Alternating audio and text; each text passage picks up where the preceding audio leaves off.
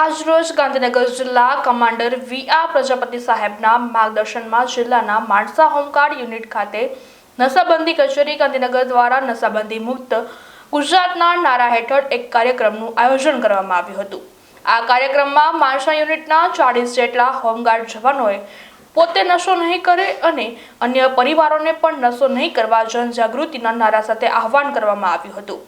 આ કાર્યક્રમમાં નફીસા ખલી નિયોજક નશાબંધી ગાંધીનગર તેમજ જિલ્લા કક્ષાના પંકજભાઈ સાગર નશાબંધી નિયોજક ગાંધીનગર પણ હાજર રહ્યા હતા। આ કાર્યક્રમમાં ઓફિસર ઇન્ચાર્જ શ્રી પ્રકાશભાઈ પટેલે સમગ્ર કાર્યક્રમનું આયોજન કરેલું હતું અને નશાબંધી મુક્ત ગુજરાતના નારાને મજબૂત કરવા તમામ સભ્યોને આહવાન કરેલ। કાર્યક્રમના અંતે ગૌરાંગ ચાવડા તથા પ્રવીણ સેનામાનાએ આભાર વિધિ કરેલી હતી।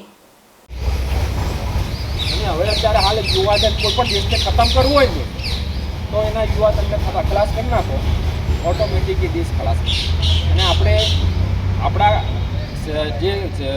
આપણો જે વિદ્યાર્થી કાળ હતો તે દરમિયાન દોસ્તો આપણે પ્રતિજ્ઞા કરી, યા તો પ્રતિજ્ઞા આપણે કરેલી જે ખોટી છે, આપણે કરેલી પ્રતિજ્ઞા ખોટી છે, યા તો પછી સાચી હોય તો સાહેબ એને સાબિત કરો।